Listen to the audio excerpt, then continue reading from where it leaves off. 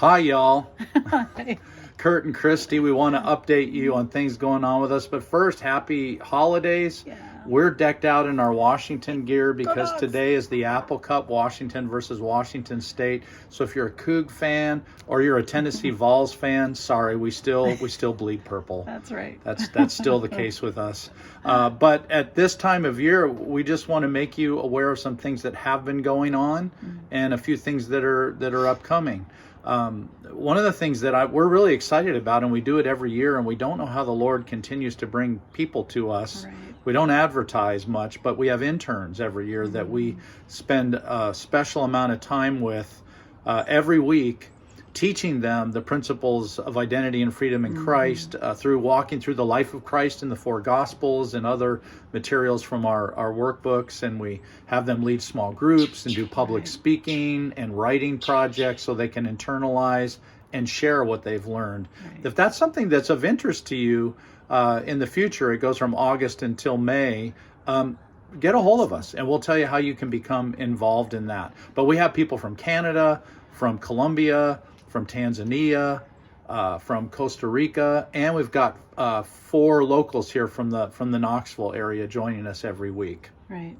We love it because then they take those materials, what they've learned, their own freedom, and they're learning it. It's becoming who they are, and then they're taking it and sharing it with the people that they know in their circles of life. So that's the whole point of Infusion Ministries. So one of the other things that we emphasize is, and we are highly emphasizing now because we have a new staff member. He was in the internship last year, and he's joined our staff, and his heart and his core is to minister to pastors. It's hard when you're a pastor and you're struggling with something. So we have a new staff member that's doing just that, and he and his wife both, their hearts are to minister and encourage pastors. So, and one of the things that we've been doing in the last year, there's been lots of counseling going on. So lots of anxiety, fear, difficulty. The enemy's just really having a heyday sometimes. And we had a pastor and his wife come and meet with us because sometimes you can't share what you're going through with the people that you know. So they came, and it was a blessing to us to be able to just minister to them. Kurt with the gentleman and me and some other ladies with the woman. And then we saw some great movement, great freedom, great answers to prayer in the week that they were here, and we were able to just encourage and minister to them. And there's a lot of individual counseling going on, so keep us in prayer for that. And that's something that we do. So it's encouraging. It's a blessing. Anytime you are sitting with somebody and sharing with them what God has taught you, you're relearning it all at the same time. And because our life is a process with the Lord, it's a good thing.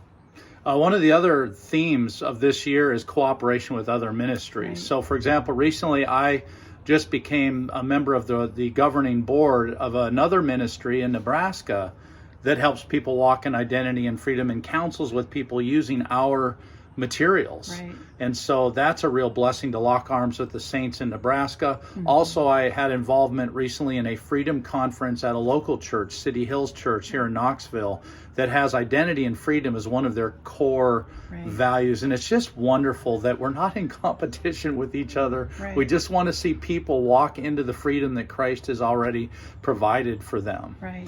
Now we also have some opportunities upcoming. We do. We have a Costa Rican young man living with us, and he's doing the internship. You met him last time. His name's Ben Campos, and he's his church. Kurt went there last January, and they've invited us back again this January. Ben would be there anyway and do this, but for a youth conference. So we're excited about that. And then in June, we've been invited to go to Argentina, potentially for a couple of different conferences in different cities. A couple different churches are interested, and there's a possibility, again, more than one church possibly in Colombia, in Medellin, Colombia in 2025.